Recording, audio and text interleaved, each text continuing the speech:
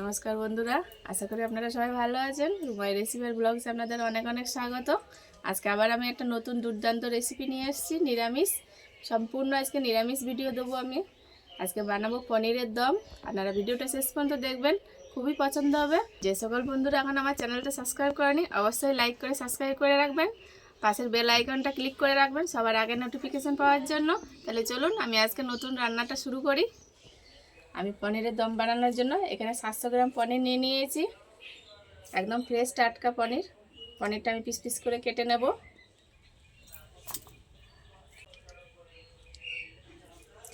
আমি এরকম ছোট ছোট পিস পিস করে কেটে নেব।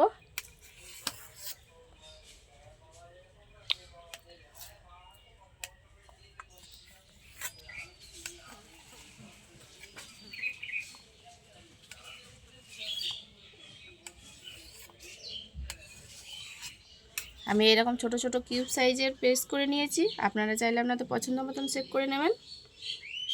আর নিয়েছি আলু। আর এই আলুগুলো যেগুলো লাল রঙের হয় সেই আলু আমি আগে থাকতে সিদ্ধ করে নিয়েছি। খোসা শুদ্ধ সিদ্ধ করলে ভালো টেস্ট হয়। আমি খোসা শুদ্ধ সিদ্ধ করে নিয়েছি। এবার এগুলো ছাড়িয়ে নেব।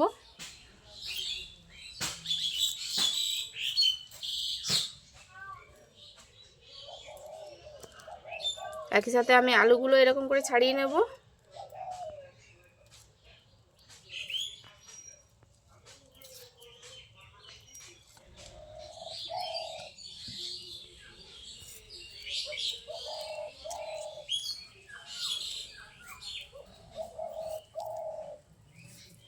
আমার আলুগুলোও ছাড়ানো হয়ে গেছে। এবারে আমি মিক্সিতে কিছু মশলা পেস্ট করে নেব। আমি কাজুগুলো আগে থাকতে ভিজিয়ে রেখেছি, দিয়ে দেবো। আমি 15টা মতন কাজু নিয়েছি, আপনারা চাইলে 4 মগজও দিতে পারেন। শুকনো লঙ্কা নিয়েছি, কাঁচা পাকা লঙ্কা দিয়ে দেবো। ঝালটা আপনাদের স্বাদ অনুযায়ী দেবেন। 1 ইঞ্চি মতন আদা নিয়েছি, দিয়ে দেবো। একটা টমেটো নিয়েছি, 4 টুকরো করে নিয়েছি, দিয়ে দেবো। পরিমাণ মতো একটু জল দেব। এবার আমি এটা মিহি পেস্ট করে নিয়ে আসবো। আমি 1 বাটি দুধ নিয়েছি। দুধের মধ্যে জাফরানটা আগে ভিজিয়ে দেবো। আমি অল্প কটা জাফরানের মধ্যে ভিজিয়ে দেবো, তাহলে স্বাদটাও ভালো আসবে আর রঙটাও ভালো দেখাবে।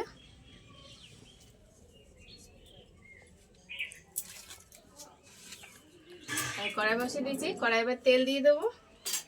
আজকে রান্নাটা আমি সরষের তেলেই করব। দিয়ে দেবো তেল।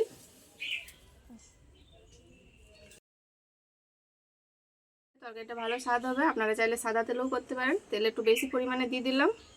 তেলটা গরম হয়ে গেছে, এবার কেটে রাখা পনিরগুলো ভেজে নেবো এক এক করে।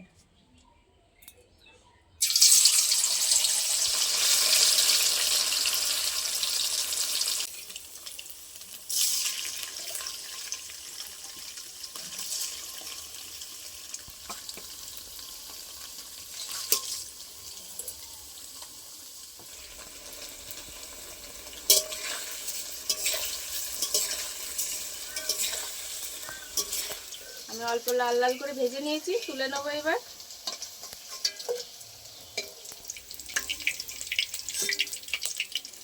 আমি এখানে মটরশুঁটি নিয়েছি, আমি যেগুলো স্টোর করে রেখেছিলাম রোদ্দুরে শুকনো করে, সেগুলোতে ভিজিয়ে দেবো একটু।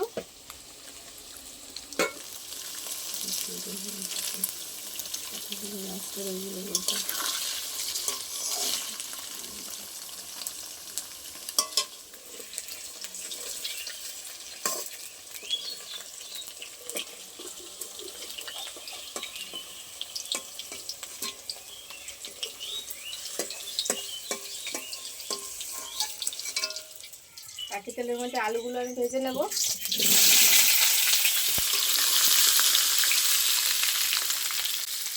আলুতে অল্প পরিমাণে নুন দিয়ে দেবো।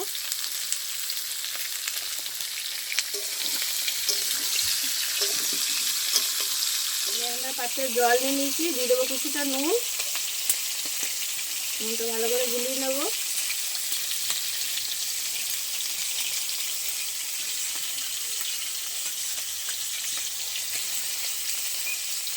ভেজে রাখা পনিরগুলো ভিজিয়ে দেবো, তাহলে ভালো নরম হবে। অনেক সময় ভাজার পরে শক্ত হয়ে যায়, সেটা আর হবে না, নরম হয়ে যাবে।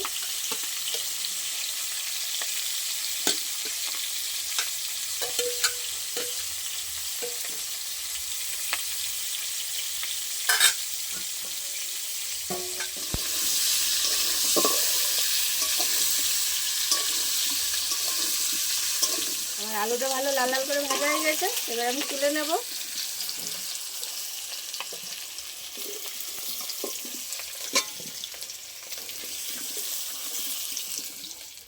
কড়াই আবারও সরষের তেল দিয়ে দেবো। এখানে আমি কিছু ফোড়ন নিয়েছি, দিয়ে দেবো জিরে, এলাচ, শুকনো লঙ্কা, গোলমরিচ, জয়িত্রী, জায়ফল আর দারুচিনি দিয়ে দেবো। 3টে তেজপাতা দিয়ে দেবো। ফোড়নটা একটু ভালো করে ভেজে নেব। আমি মিক্সিতে যে পেস্টটা করে রেখেছিলাম দিয়ে দেবো।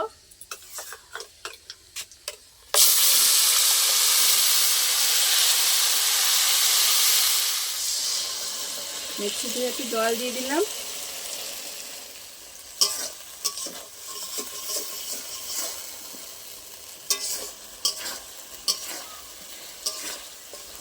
আমি কিছুটা পোস্ত বেটে নিয়েছি, এখানে 4 চামচ পোস্ত রয়েছে, দিয়ে দেবো।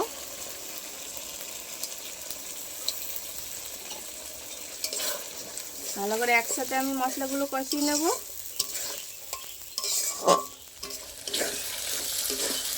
মশলাটা ভালো অনেকটাই কষানো হয়ে গেছে।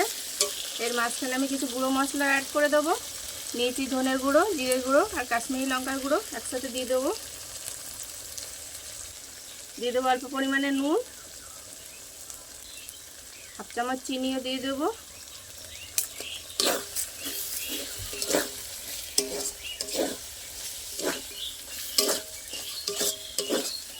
একসাথে আরও ভালো করে কষিয়ে নেবো তেল ছেড়ে দেওয়া পর্যন্ত।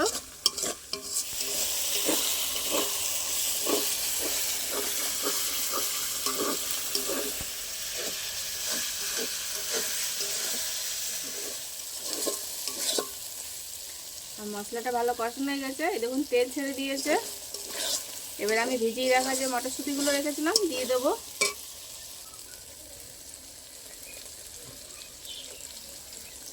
অল্প পরিমাণে বিট নুন দিয়ে দেবো, বিট নুনটাতে টেস্টটা আরও বেশি বাড়িয়ে দেবে।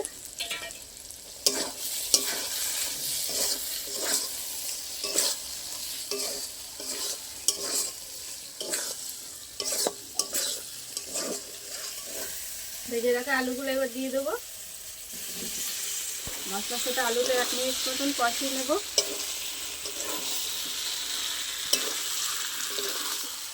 দুধের সাথে ভিজিয়ে রাখা জাফরান আমি দিয়ে দেবো।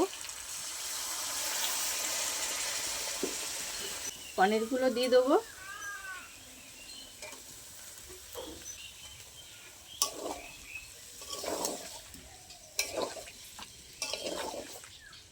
এবার আমি গ্রেভির জন্য জল দেব।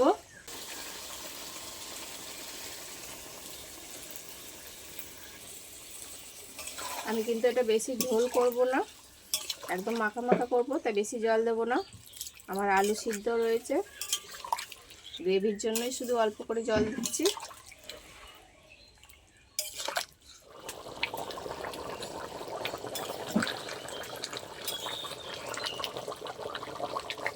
আমি তেজপাতাগুলো এখন তুলে ফেলে দেবো।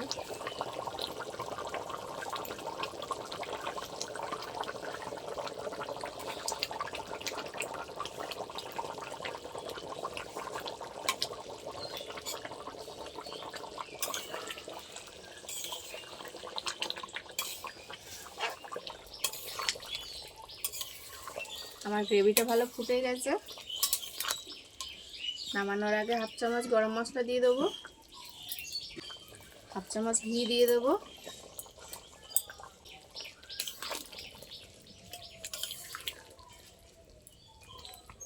এবার আমি নামিয়ে নেব।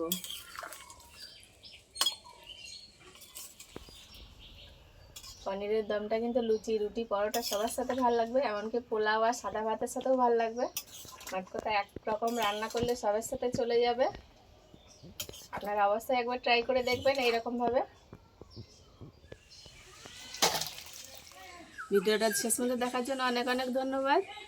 যারা এখন আমার পেজটা ফলো করেননি অবশ্যই লাইক করে ফলো করে দেবেন। দেখা হচ্ছে আবার নতুন কোনো ভিডিওতে। তত সময় ভালো থাকবেন, সুস্থ থাকবেন। টাটা।